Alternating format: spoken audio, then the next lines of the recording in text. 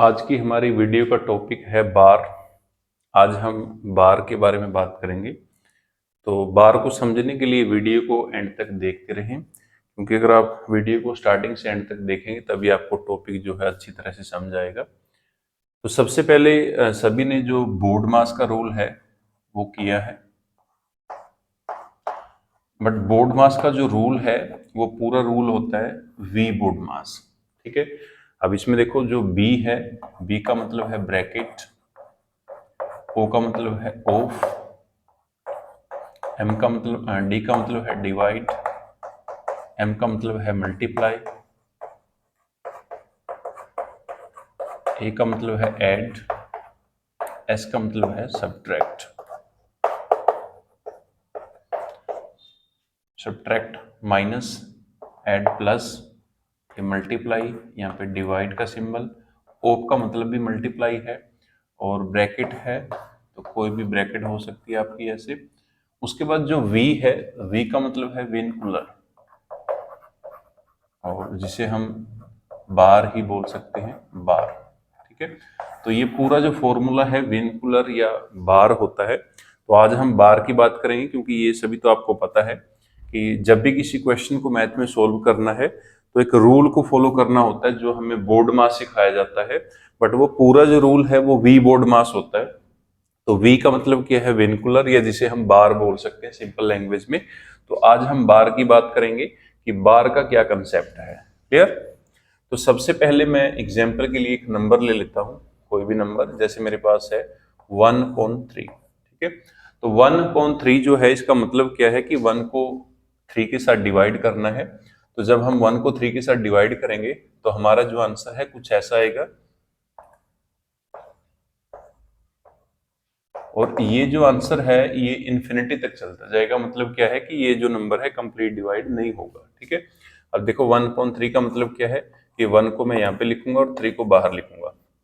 अब 1 जो है 3 से छोटा है तो यहाँ पे मैं पॉइंट लगाऊंगा, ऊपर भी पॉइंट लगेगा, यहाँ पे अब मैं जीरो लगा सकता हूँ क्योंकि पॉइंट के बाद हम जितनी मर्जी जीरो लगा सकते हैं। अब 3 के टेबल में 10 से छोटा 9 आएगा 3 पे, उसके बाद 1 रिमाइंडर बचेगा, फिर एक जीरो लगाएंगे, फिर 10 आएगा, फिर 3 पे जाएगा 9 आएगा, फिर 1 बचेगा, फिर एक जीरो लगाएंगे 10, फिर 3 पे जाएगा 9। तो ये जो सिलसिला है ऐसे ही चलता जाएगा, और ये जो नंबर है ये हमारा अप टू इन्फिनिटी जाएगा। ठीक है, अब इसको मैं इन्फिनिटी तक नहीं लिख सकता, तो इन्फिनिटी तक ना लिख के इसको मैं कुछ ऐसा लिख सकता हूं, 0.3 के ऊपर बार। तो ये जो सिंबल मैंने बनाया है इसको मैं बार बोलता हूं, इसको बार बोलते हैं, बार। क्लियर? तो बार का मतलब क्या है कि जिस भी डिजिट के ऊपर बार लगा है वो डिजिट रिपीट करती है, वो डिजिट बार बार आती है, तो इसलिए हम उसके ऊपर बार लगाकर छोड़ देते हैं। इसी को मैं 0.33 इसके ऊपर बार ऐसे भी लिख सकता हूं, इसी को मैं 0.333 ऐसे भी लिख सकता हूं, इसी को मैं 0.3333 ऐसे भी लिख सकता हूं। क्लियर? तो इसमें जो ये हमने ऊपर डैश लगाया है इसको हम बार बोलते हैं, और इसको जब हम ओपन करेंगे, जैसे मान लो इस नंबर को ओपन करना है तो ये कुछ ऐसे ओपन होगा 3 3 3, ये अप टू इन्फिनिटी ऐसे चलता रहेगा। इसको अगर मैं ओपन करूंगा तो ये ऐसे चलेगा 0.33 33 33 33, ये ऐसे ही चलता जाएगा अप टू इन्फिनिटी। अगर मैं इसको ओपन करूं तो ये कुछ ऐसे ओपन होगा 0.333, ये भी अप टू इन्फिनिटी जाएगा। अगर मैं इसको ओपन करूं तो ये कुछ ऐसे ओपन होगा,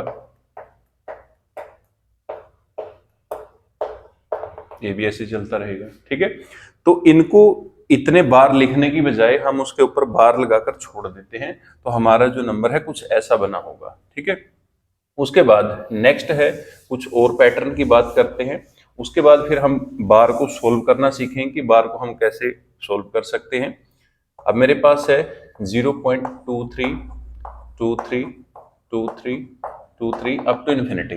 तो इसको बार की फॉर्म में लिखना है, तो इसको बार की फॉर्म में हम कैसे लिखेंगे, 0.23 लिख के इसके ऊपर बार, जो भी डिजिट आपका रिपीट करेगा, जो पैटर्न आपका रिपीट करेगा उसके ऊपर बार लगा दो, उसको ऐसे ही छोड़ सकते हैं हम। ठीक है, अगर मेरे पास है 0.123 123 123 0.123 अप टू इन्फिनिटी।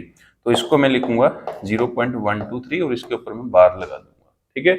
उसके बाद अगर मेरा पैटर्न कुछ ऐसा है 0.233333 अप टू इन्फिनिटी, तो अब इसमें देखो जो 2 है वो सिर्फ एक बार आया है और जो 3 है वो बार बार आ रहा है, तो इसकी रेपिटेशन हो रही है। तो इसको मैं 0.2 और सिर्फ 3 के ऊपर बार लगाऊंगा, अब की बार में 2 के ऊपर बार नहीं लगाऊंगा, क्योंकि जो 2 है 2 सिर्फ एक बार आया है, लेकिन जो 3 है वो बार बार आया, इसलिए मैंने 3 के ऊपर बार लगाया है। क्लियर?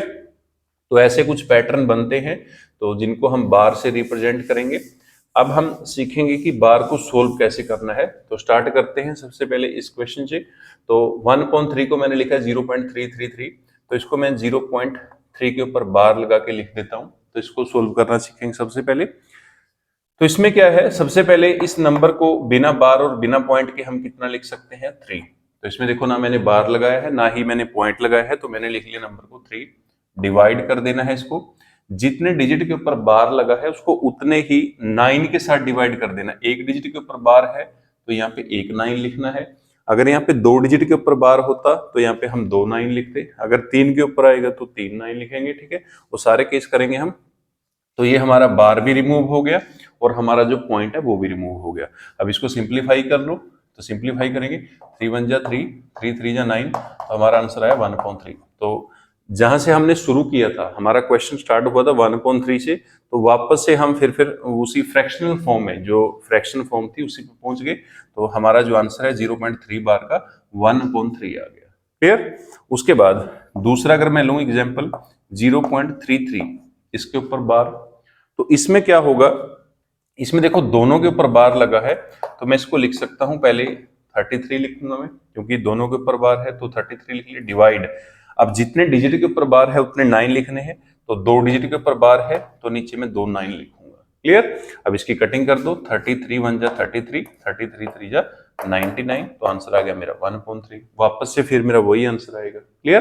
क्योंकि इसी से मैं पैटर्न, ये भी पैटर्न बना सकता हूं, इसी से मैं ये भी पैटर्न बना सकता हूं। नेक्स्ट है, अगर मैं इसी को लिखूं 0.333, तीनों के ऊपर बार, तो इसको कैसे ओपन करना है, सबसे पहले लिख लो 333, उसके बाद जितने डिजिट के ऊपर बार हैं उतने यहाँ पे 9 लिख लेने हैं।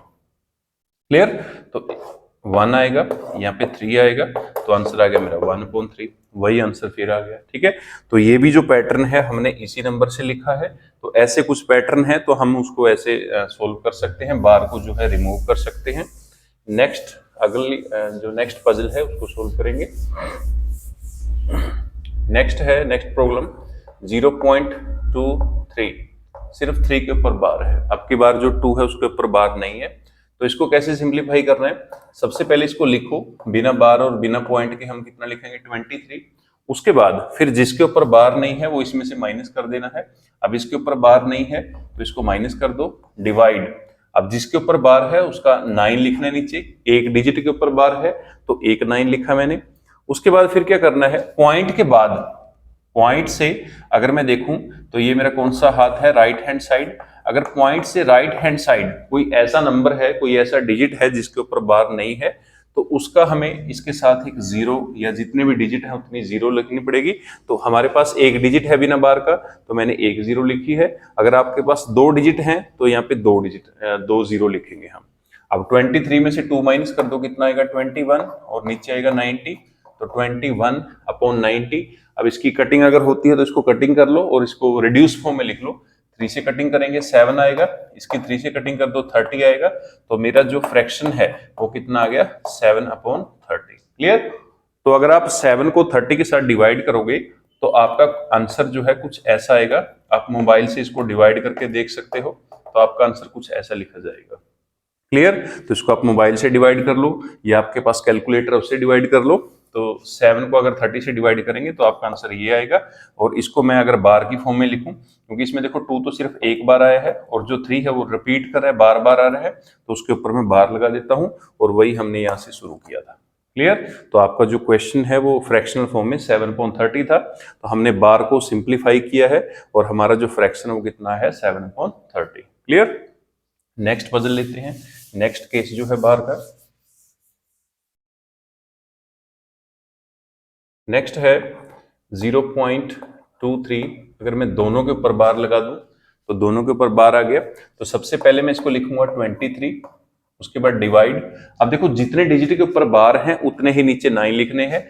दोनों डिजिट के ऊपर बार है तो मैं नीचे 2 9 लिखूंगा, और उसके बाद कोई डिजिट पॉइंट से राइट हैंड साइड ऐसा नहीं है जिसके ऊपर बार नहीं है। तो इसका मतलब क्या है, हमारा जो फाइनल आंसर है यही है। अगर इसकी कटिंग होती है तो इसकी कटिंग कर लो, अदरवाइज यही इसका फाइनल आंसर है। तो इन दोनों की कटिंग नहीं होगी, तो हमारा जो ओरिजिनल फ्रैक्शन है वो था 23/99। क्लियर? आप कैलकुलेटर से इसको डिवाइड कर लो। अगर आप 23 को डिवाइड करोगे 99 से तो आपका कुछ जो आंसर है वो आएगा 0.232323, कुछ ऐसा ही चलता रहेगा। और इसको मैं जो है अगर बार की फॉर्म में लिखूं तो इसको मैं ऐसे लिख सकता हूं। क्लियर? तो ऐसे हम इसको बार को रिमूव कर सकते हैं। नेक्स्ट प्रॉब्लम लेते हैं। नेक्स्ट प्रॉब्लम है 1.23, इसके ऊपर बार। क्लियर? तो अब की बार यहाँ पे देखो, जो पॉइंट से लेफ्ट हैंड साइड है वहां पे मैंने एक डिजिट लिया है। पहले मैं यहाँ पे 0 लेके चल रहा था, अब यहाँ पे भी जो है left hand side non zero digit आया है। तो इसको अगर मैं सोल्व करूं तो सबसे पहले देखो जो पूरा कंप्लीट नंबर है विदाउट बार, विदाउट डेसिमल, विदाउट पॉइंट कितना है 123, इसको लिख लेना है पहले। उसके बाद इसमें से माइनस कर देना है जिसके ऊपर बार नहीं है। तो देखो 1 के ऊपर बार नहीं है तो इसमें से 1 को माइनस कर दो नीचे डिवाइड में। तो पॉइंट के बाद देखो 2 डिजिट है, दोनों के ऊपर बार है तो नीचे लिखने हैं 2 9, ये हमने बार के नाम के लिखे हैं। तो जितने डिजिट के ऊपर बार है उतने ही नीचे 9 लिखने हैं। क्लियर?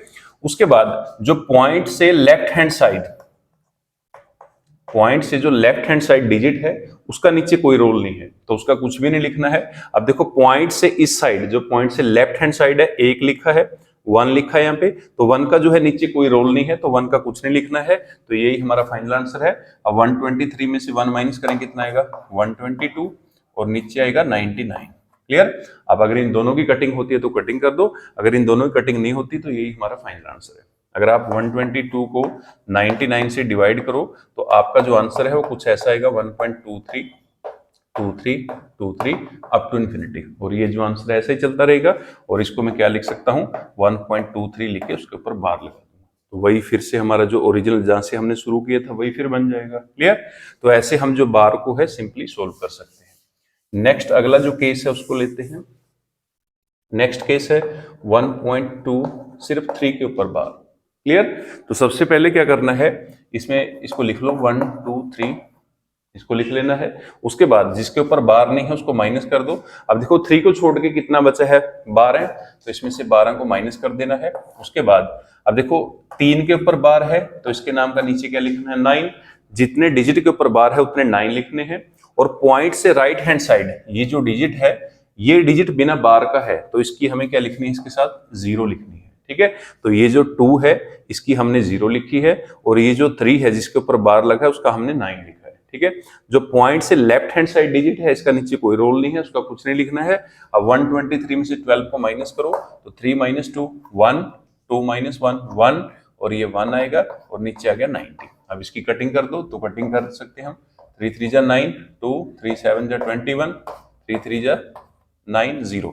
तो हमारा जो ओरिजिनल फ्रैक्शन था वो था 37/30, और अगर इसको मैं डिवाइड करूं 37 को 30 के साथ तो मेरा जो आंसर है वो कुछ ऐसा आएगा 1.2333 अप टू इन्फिनिटी। तो आप इसको कैलकुलेटर से डिवाइड करके देख सकते हो, और इसको मैं क्या लिख सकता हूँ 0.23 के ऊपर बार लगा दूंगा। ठीक है? तो जो भी डिजिट आपका रिपीट करेगा, जो भी डिजिट आपका बार बार आएगा, तो उसको आप बार रिमूव कैसे कर सकते हो, उसके ऊपर जो रेपिटेशन है उसको कैसे हटा सकते हो। तो जो भी डिजिट रिपीट करा उसके ऊपर बार लगा दो। क्लियर? तो यहां से हमने शुरू किया था और ये हमारा जो है फाइनल आंसर आ गया। तो ऐसे आप जो है बार को रिमूव कर सकते हो। नेक्स्ट कोई और पजल लेते हैं। 1.234, और इन दोनों के ऊपर जो है बार लगा देता हूं मैं। तो इसको कैसे सोल्व करना है, सबसे पहले इसको कंप्लीट नंबर को लिख लो 1 2 3 4 माइनस।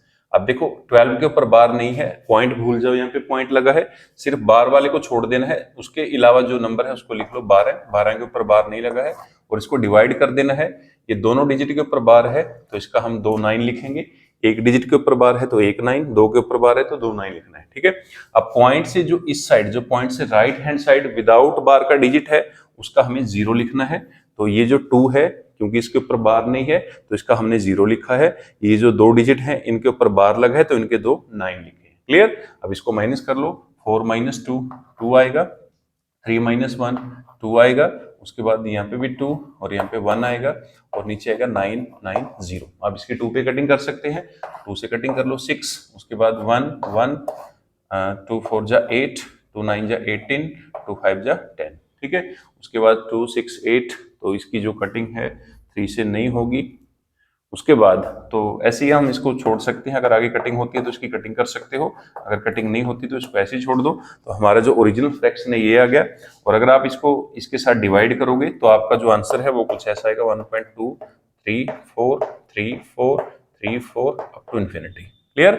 तो ऐसे हम जो है इसको क्या लिख सकते हैं, 1.2 लिख के और जो 3 4 है उसके ऊपर बार लगा दो, दोनों के ऊपर बार लग जाएगा, तो वापस से हमारा जो आंसर है वही बन जाएगा। क्लियर? तो ऐसे जो आप है बार का क्वेश्चन उसको सोल्व कर सकते हो, बिल्कुल इजी जो आसान तरीका है उसके साथ हम इसको सोल्व कर सकते हैं, कोई ज्यादा लंबी कैलकुलेशन करने की जरूरत नहीं है इसमें। उसके बाद एक जो है केस, उसमें क्या होता है, आपको बार जो है कुछ ऐसे भी दिया हो सकता है, 1.23 यहाँ पे बार लगा देते हैं, तो इस साइड भी जो है बार लग जाता है। तो इसको कैसे सोल्व करना है, तो सबसे पहले देखो, अगर पॉइंट से लेफ्ट हैंड साइड, अगर आपका जो बार है वो पॉइंट से लेफ्ट हैंड साइड आ गया तो उसको कैसे सोल्व करना है। सबसे पहले देखो इसके ऊपर बार है, अगर लेफ्ट हैंड साइड आपका बार आएगा तो इसको मैं लिखूंगा -1, तो इसके आगे क्या कर देना है, सिंपली माइनस लगा देना है। यहाँ पे जो भी डिजिट है जिसके ऊपर बार लगा है तो उसके आगे सिंपली माइनस लगा देना है। उसके बाद यहाँ पे लिखना है प्लस, और ये जो है इसको मैं लिख सकता हूँ 0.23। क्लियर?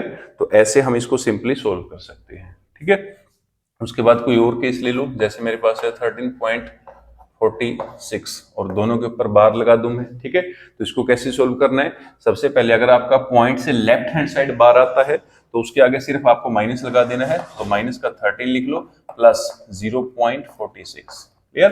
तो ऐसे जो है आप इस नंबर को लिख सकते हो। तो ये सिर्फ एक रिप्रेजेंटेशन है कि ऐसे हम नंबर को रिप्रेजेंट कर सकते हैं। इसके ऊपर बार लगा था जो पॉइंट से लेफ्ट हैंड साइड आया है, तो उसके आगे क्या कर देना, जब भी इसको सोल्व करना है तो इसको एक नेगेटिव नंबर मान के चलना है, इसके आगे माइनस लगा दो, जो भी नंबर है जिसके ऊपर भी बार लगा है उसके बाद जो इस साइड है उसको ऐसे ही लिख लेना है। यहाँ पे क्योंकि 0 लिखी है मैंने, दोनों को ऐड करूंगा वापस से, फिर वही मेरा नंबर बन जाएगा। तो अगर इस साइड पॉइंट से लेफ्ट हैंड साइड आपको बार आता है तो उसको आप ऐसे सोल्व कर सकते हो। क्या करना है, उसमें सिर्फ उसके आगे माइनस लगा देना है। कोई और देख लो, 2.57, 2 के ऊपर बार, तो कैसे सोल्व करेंगे, इसके आगे मैं माइनस लगा देता हूं, तो -2 प्लस, और इसको मैं क्या लिखूंगा, जो रिमाइंडर है 57, ऐसे लिख सकते हैं। क्लियर?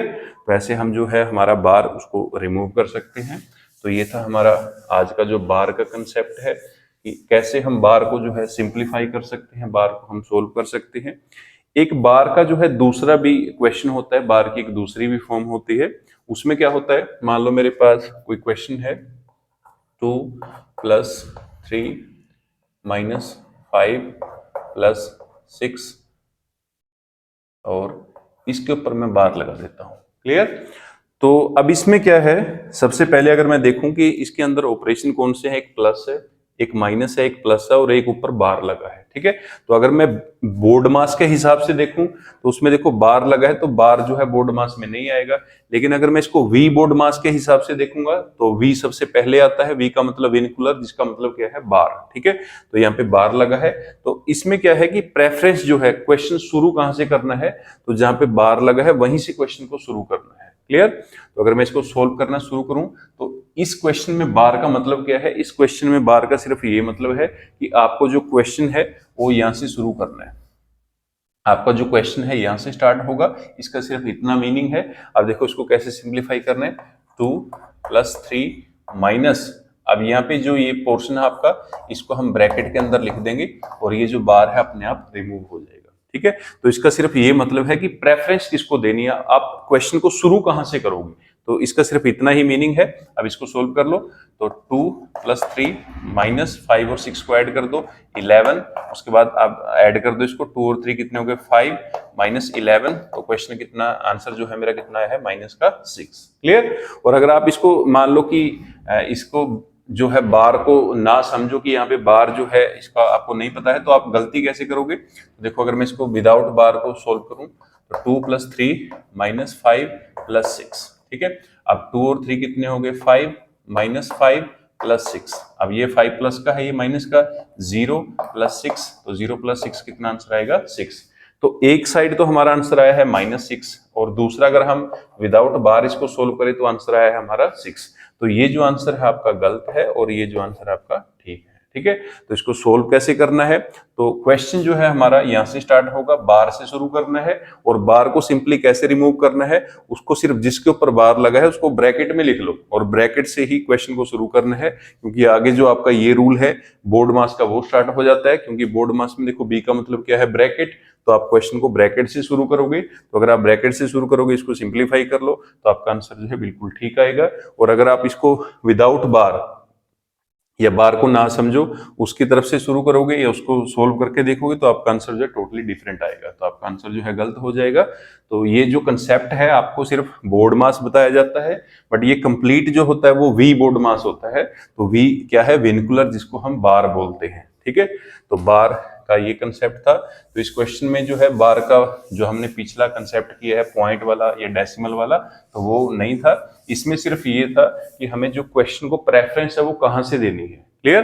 तो ये बार का हमारा आज का कंसेप्ट था। तो आपको वीडियो पसंद आई होगी।